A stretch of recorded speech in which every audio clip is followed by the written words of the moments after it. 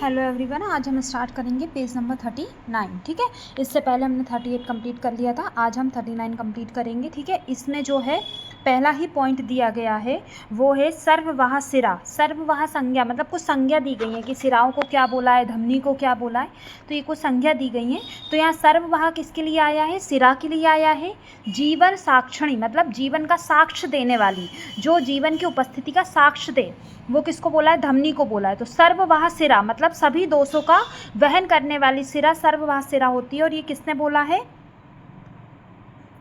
ये बोला है आपके सुश्रुत ने। ठीक है, किसने बोला है? सुश्रुत। शारीर स्थान अध्याय 7 में बताया गया है सिराओं को सर्ववाह। ठीक है, और दोष धातुवाह सिरा किसने बोला है? सारंगधर ने। दोष धातुवाह,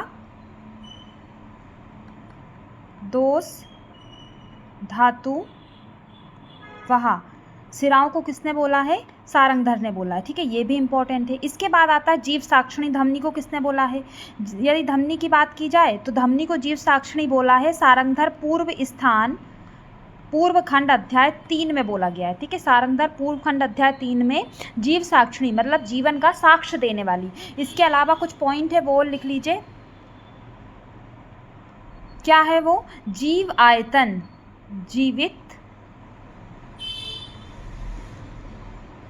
जीवित आयतन किसने बोला है? स्रोतस को बोला गया है। ठीक है, किसको बोला गया है? स्रोतस मतलब जीवन या प्राणों का विशिष्ट आश्रय होने से। और जीवित आयतन स्रोतस किसने बोला है? अष्टांग संग्रह शारीर स्थान अध्याय 6 में बोला गया है। ठीक है, जीवित आयतन स्रोतस को बोला है, अष्टांग संग्रह शारीर स्थान 6 में। और एक और पॉइंट है वो है जीव सोणितम।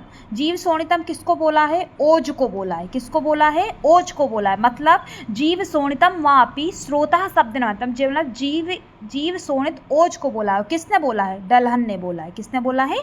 डलहन ने बोला। तो ये कुछ इंपॉर्टेंट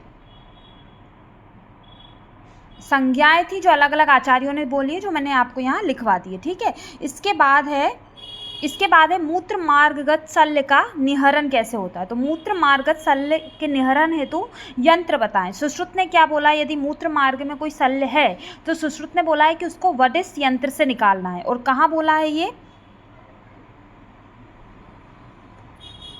ये बोला है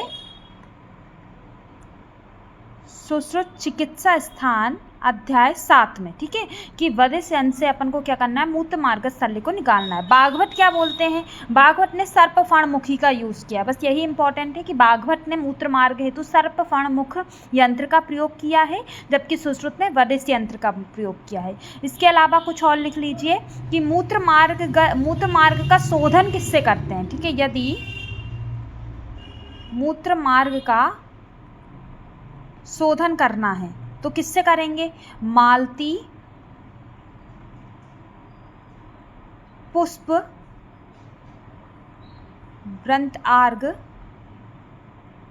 सलाका से। ठीक है, मालती, पुष्प, वृंतार्घ, सलाका से मूत्र मार्ग का शोधन करना है, ये इंपॉर्टेंट है। और शल्य का निहरण वडिस यंत्र से करना है। ठीक है, सुश्रुत ने बागवट ने क्या बताया है?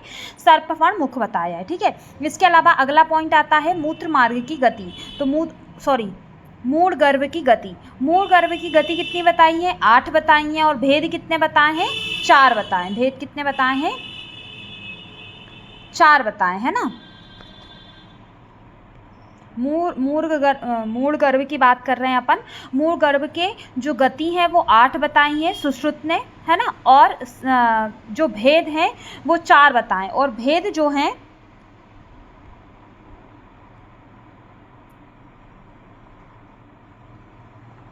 असंख्य भी माने। ठीक है, भेद जो है वो असंख्य भी माने। और कहाँ माना है? ये कहाँ है इसका वर्णन? सुश्रुत निदान स्थान अध्याय 8 में इसका वर्णन है। इसके अलावा मूढ़ गर्भ में शल्य कर्म कितने बताए हैं? मूढ़ गर्भ में यदि शस्त्र कर्म की बात की जाए तो 10 बताए हैं। कितने बताए हैं? 10 बताए। किसने बताए हैं? सुश्रुत ने बताए हैं ये भी। ठीक है, इसके बाद यदि भेद की बात की जाए तो भेद 4 और असंख्य सुश्रुत ने बताए हैं।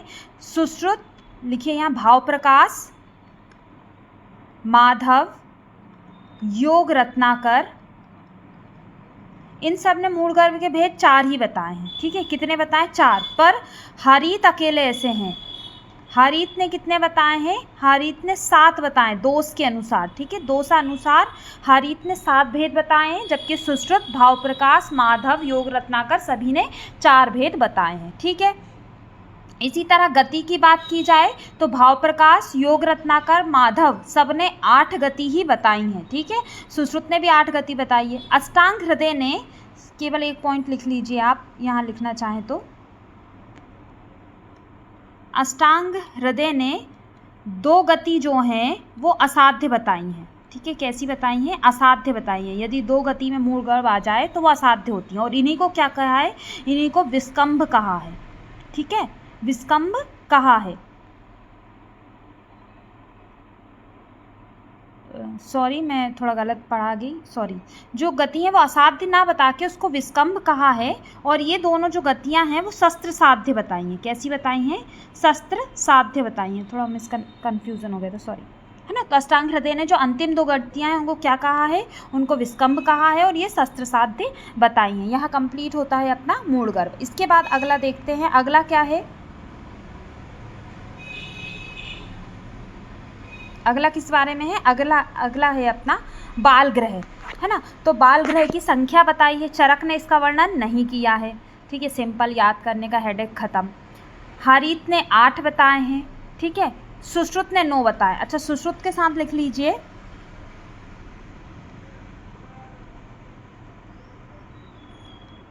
माधव, भाव प्रकाश और योग रत्नाकर सभी ने 9 बताए, ठीक है। माधव, सुश्रुत, भाव प्रकाश, योग रत्नाकर। मेरा शुभ योग, यदि आप यहाँ ट्रिक लिखना चाहें तो मेरा शुभ योग, माँ से माधव, सुश्रुत, भाव प्रकाश, योग रत्नाकर, इन चारों ने कितने बताए हैं? 9 बताए हैं। काश्यप ने 10 बताए हैं, ठीक है। इधर जो दिया है 12, तो यहाँ भाव प्रकाश काट लीजिएगा, भाव प्रकाश नहीं है ना, भाव प्रकाश के अनुसार 9 है। इसके अलावा बाघभट्ट, योग रत्नाकर और माधव के अनुसार भी 9 है, ठीक है। तो यहाँ जो है ये हटा दीजिए, भाव प्रकाश, योग रत्नाकर, माधव ने 9 बताए हैं। यहाँ लिखिए बाघभट्ट, अष्टांग संग्रह,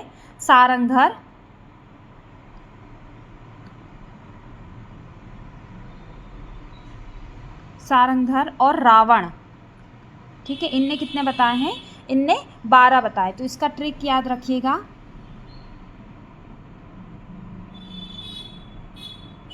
एक ट्रिक यहाँ लिख लीजिए, मैं इसको रब कर देती हूँ, ठीक है। बाघभट्ट, रावण और सारंगधर ने 12 बताए हैं। सुश्रुत, भाव प्रकाश, योग रत्नाकर, माधव ने 9 बताए हैं। तो यहाँ लिखिए हंसिका,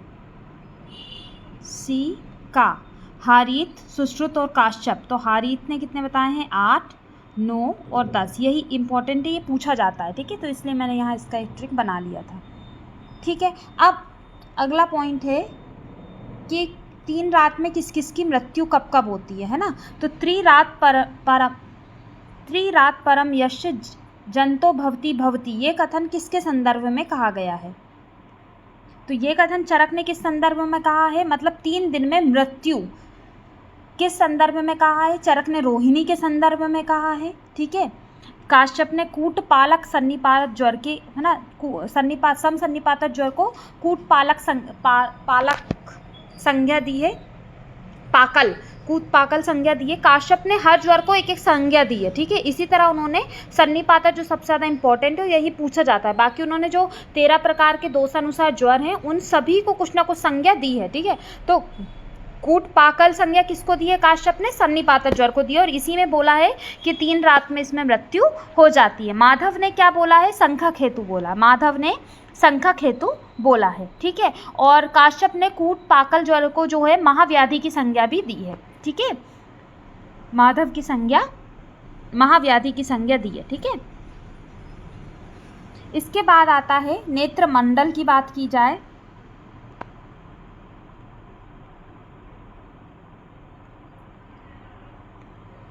नेत्र मंडल की बात हो रही है ना, कि नेत्र मंडल सुश्रुत ने 5, बाघभट्ट ने 4 बताए हैं। ठीक है, सिंपल। सुश्रुत ने 5 बताए हैं, बाघभट्ट ने 4 बताए हैं, तो सबको पता है। इसके बाद इन्होंने बोला है कि नाभि और हृदय के बीच यदि गोपुक्ष के समान उभार हो जाए तो ये बद्ध गुदोदर है।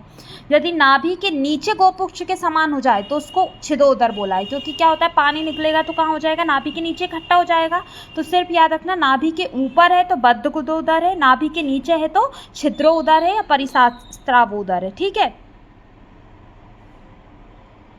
मुस्कवत आकृति किस में बताई है, गलगंड में बताई है। ठीक है। और प्रलंबते अलाबुवत, मतलब अलाबू के समान लटकने वाला कौन सा बताया है, मेदज गलगंड बताएं। ये जो सेम लक्षण है जिसमें कन्फ्यूजन होगी तो उनने यहाँ उनका पूरा कलेक्शन कर दिया है। ठीक है। अध्यमान की चिकित्सा में फलवर्ती का प्रयोग है, जबकि प्रत्यध्यमान की चिकित्सा में वमन का प्रयोग है। तो जो अध्यमान है, इसमें एक याद रखने वाली बात ये है कि जो अध्यमान है वो क्या है, वात दोष के कारण होता है, और प्रअध्यमान जो है वो वात कफ दोष के कारण होता है। ठीक है। कफ है इसलिए वमन कराएंगे। फलवर्ती का प्रयोग क्योंकि वातानुलोमन कराना है। ठीक है। फलवर्ती जो होता है सूल में भी दी जाती है, ये भी इंपॉर्टेंट है। जो फलवर्ती है वो काय में दी जाती है, फलवर्ती सूल में भी दी जाती है। ठीक है। तो अध्यमान की चिकित्सा में फलवर्ती का प्रयोग है और प्रत्यध्यमान की चिकित्सा में वमन का प्रयोग बताया है। ठीक है। अब गुग्गुल कल्प बताया है। नवीन गुग्गुल जो रहता है, नवीन गुग्गुल मांस और वीर्य का वर्धक होता है। ठीक है। सुश्रुत चिकित्सा स्थान 5 में बताया गया है। और पुरान गुग्गुल जो होता है वो मांस और वीर्य का अपकर्षक होता है, मतलब मांस और वीर्य को कम करने वाला होता है, जबकि नया गुग्गुल जो रहेगा वो उसको बढ़ाने वाला रहेगा। अभ्यंग के लिए आया है, कफ वात का समन करता है। और उद्वर्तन जो रहता है, मतलब अभ्यंग यानी तेल से अभ्यंग करना, और उद्वर्तन यानी किसी भी चूर्ण से जो उद्वर्तन करते हैं तो उसको वात में कफ मेद विमलापक बताया है, जबकि अभ्यंग को वात कफ सामक बताया है। ठीक है। कफ हरलम मेदह प्रवील्यम, ये एक कोटेशन आता है अष्टांग संग्रह में बोला है। ठीक है। सुश्रुत ने पाद प्रक्षालन को चक्षु प्रसादन, ठीक है, और अब पाद अभ्यंग को चक्षु बताया। ये इसमें जो सिर्फ टर्मोलॉजी आपको याद रखना है। देखिए पाद प्रक्षालन में प्रा आ रहा है और चक्षु प्रसादन में भी प्रा आ रहा है। तो सुश्रुत ने पाद प्रक्षालन को क्या बोला है, चक्षु प्रसादन बोला है, और पाद अभ्यंग को चक्षु बोला। अभ्यंग में या आ रहा है और इसमें भी या आ रहा है, ऐसे आप याद कर सकते हैं। ठीक है। और चरक ने क्या बोला है, चरक ने पाद अभ्यंग को दृष्टि प्रसादन बोला है और पादुका धारण को चक्षु बोला है। सिर्फ इतना आपको ये तो आपको याद करना पड़ेगा, इसका ट्रिक इतना सक्सेस है नहीं। ठीक है। औषधियों का पति किसको बोला है, सोम को बोला है। और औषधि अधिपति किसको बोला है, चंद्रमा को बोला है। ठीक है। और औषधियों में श्रेष्ठ भी किसको बोला है, औषधियों में श्रेष्ठ सोम को ही बोला है। ठीक है। सोम को ही औषधियों का राजा भी बोला है। ठीक है। ये सोम को औषधियों का राजा भी बोला है। फिर ये है एक और सेम जो ट्रिक आता है वो है स्पर्श आगत्वम अति स्वेदो नावा, ये कुष्ठ का पूर्व रूप है। और स्वेदो अत्यर्थनम नावा कृष्णम स्पर्श आगत्वम वात रक्त का है। तो सिंपल याद रखना, कुष्ठ के यदि कुष्ठ किसी को हो तो आप उसको क्या नहीं करेंगे, स्पर्श नहीं करेंगे ना। स्पर्श छूने वाली भी बीमारी है। तो जो स्पर्श से शुरू है वो कुष्ठ का पूर्व रूप है, और जो स्वेद से शुरू है वो वात रक्त का पूर्व रूप है। ठीक है। स्पर्श देखो इसमें लिखा है स्पर्श अग्नाना, मतलब जिसका स्पर्श नहीं किया जा सकता वो कुष्ठ है। उदर में किसको बोला है, अतिसार को बोला है। सप्त धातु जो है वो विसर्प में होती है। सप्त द्रव्य संग्रह किसके लिए आया है, सप्त द्रव्य संग्रह आया है कुष्ठ के लिए, है ना। और इधर लिख लीजिए आप,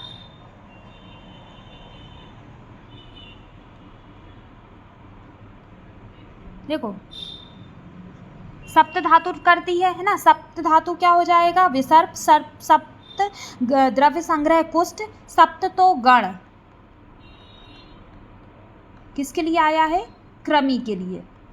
ठीक है। सप्त तो अयम किसके लिए आया है, सोथ के लिए। ठीक है। सप्त बल किसके लिए आया है, राजक्षमा के लिए। ठीक है। तो ये जो कुछ है सप्तक ये इम्पोर्टेंट है, तो ये जो मैंने आपको एक्स्ट्रा पॉइंट यहाँ लिखवा दिए हैं। ठीक है। नेत्र मंडल की यदि बात करें तो सुश्रुत ने, ये देखो जो यहाँ इससे पहले हम लोगों ने पढ़ा था, नेत्र मंडल सुश्रुत ने 5 और बाघभट्ट ने 4 माना है। तो सुश्रुत ने संधि भी कितनी मानी है, मंडल 5 माने हैं, संधि और पटल 6 माने हैं। ठीक है। बाघभट्ट ने मंडल 4 माना। कौन सा मंडल नहीं माना है ये आप यहाँ लिख सकते हैं। तो बाघभट्ट ने जो है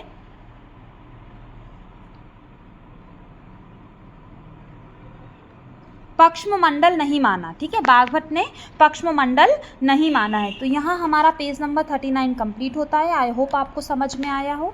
थैंक यू।